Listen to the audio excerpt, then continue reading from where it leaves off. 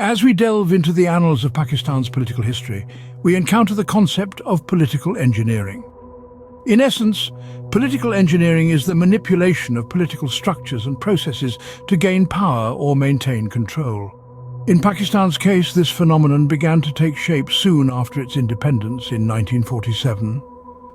The young nation, striving to establish its identity, was soon to experience its first significant encounter with political engineering. The year was 1958. The country was under the rule of its second Prime Minister, Feroz Khan Noon. However, this was a period of political instability, marked by frequent changes in leadership and a lack of consensus on the constitution.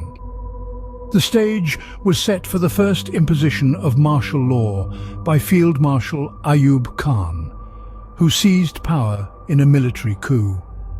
This event marked a significant shift in Pakistan's political landscape, signifying the first instance of direct military intervention in the country's politics. This was not an isolated event. The military and bureaucratic elites began to wield significant influence over the political process. They manipulated the electoral process, influenced policy-making, and even determined the fate of governments. The aim was clear: to maintain control over the country's political affairs and ensure their interests were protected. In the years that followed, these practices became more entrenched. The military's role in politics, the manipulation of electoral processes, and the influence of bureaucratic elites became defining features of Pakistan's political system. These practices were not without their consequences. They led to political instability, hindered democratic development, and created a culture of political opportunism. Remember, political engineering is not unique to Pakistan. It's a global phenomenon observed in various forms across numerous nations. However, its manifestation in Pakistan is particularly significant due to the country's strategic geopolitical position and its ongoing struggle for democratic development. This marks the beginning of a long-standing tradition of political engineering in Pakistan, a tradition that would shape the course of the nation's history. The 1970s saw the deepening of political engineering in Pakistan, with military and bureaucratic elites further consolidating their power. This era, marked by the Bhutto regime, was a period of intense political maneuvering. The charismatic Zulfikar Ali Bhutto, founder of the Pakistan People's Party, came to power promising to bridge the rich-poor divide. But as he grappled with economic challenges and civil unrest, his regime increasingly turned to political engineering. Bhutto manipulated political parties and the electoral system to consolidate his position.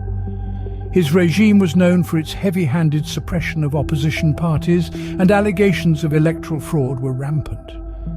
This political engineering was not just about maintaining control, but also about shaping the political narrative.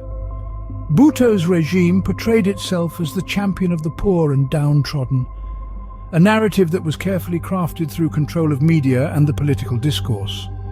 The Zia-ul-Haq era, which began with a military coup in 1977, took political engineering to new heights. General Zia-ul-Haq dissolved the parliament, suspended the constitution, and imposed martial law. His regime further entrenched the military's role in politics, using it as a tool to shape political outcomes to its favor. Zia-ul-Haq also manipulated the political system to legitimize his rule. He held a controversial referendum in 1984, asking the people if they endorsed his Islamization policies, a move that allowed him to continue as president. His regime, too, was marked by suppression of opposition and control of the media, reinforcing the narrative that he was the guardian of Pakistan's Islamic identity. By the time the 1990s rolled around, the military and bureaucratic elites had deftly woven themselves into the fabric of Pakistan's political landscape. Political engineering was no longer just a tool. It had become an integral part of the system. It was a mechanism through which power was maintained, narratives were shaped, and opposition was suppressed. By the end of the 1990s, political engineering had become a deeply ingrained part of Pakistan's political landscape.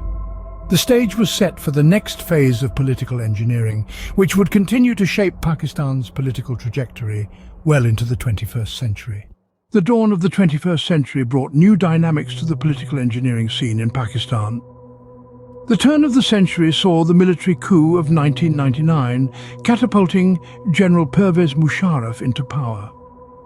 This era was marked by a savvy blend of military rule and pseudo-democratic governance.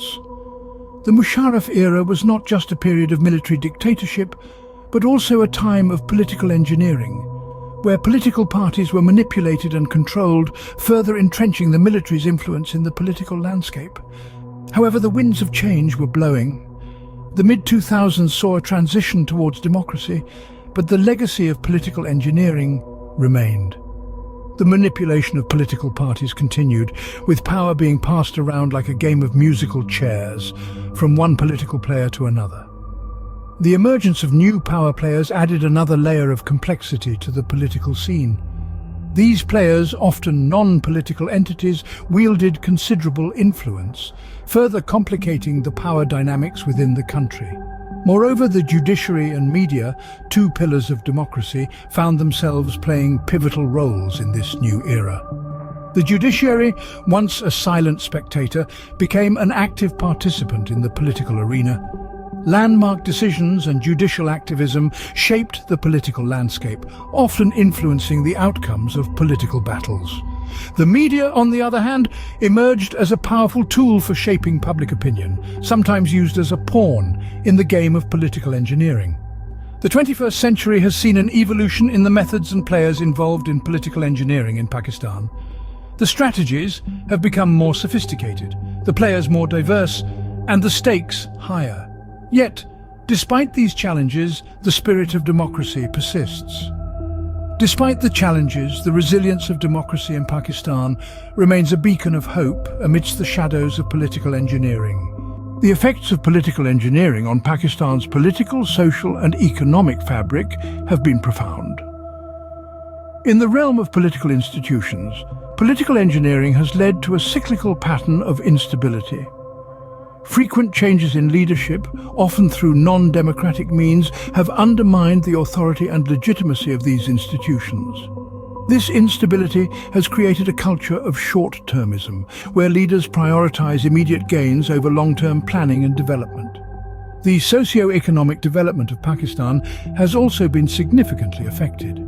Political engineering has contributed to policy inconsistency and unpredictability, thereby deterring both domestic and foreign investment.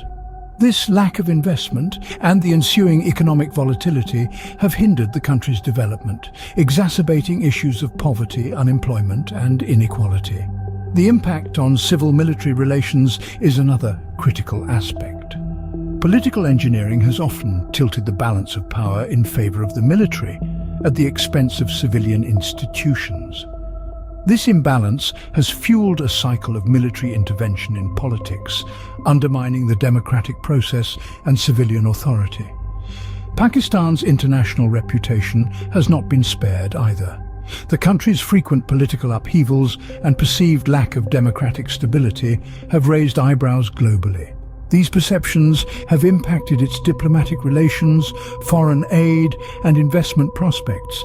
However, it's important to remember that Pakistan is no stranger to challenges. The country has shown resilience in the face of adversity before, and the ongoing struggles with political engineering are no exception. There are potential paths for reform. Strengthening democratic institutions, promoting transparency and accountability, and fostering a culture of political tolerance and cooperation are some of the ways forward.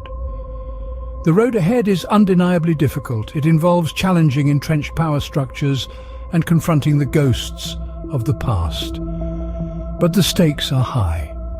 The future of Pakistan's democracy, its socio-economic development, and its place in the international community hang in the balance.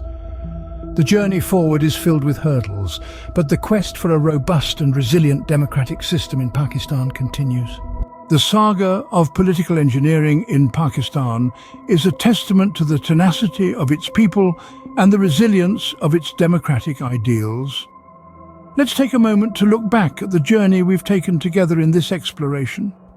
We started by uncovering the dawn of political engineering in Pakistan, a complex interplay of power, politics, and people that set the stage for the decades to come. We saw how the country's political landscape was shaped and reshaped, with the seeds of change sown in its early years. Moving forward, we delved into the evolution of political engineering from the 70s to the 90s.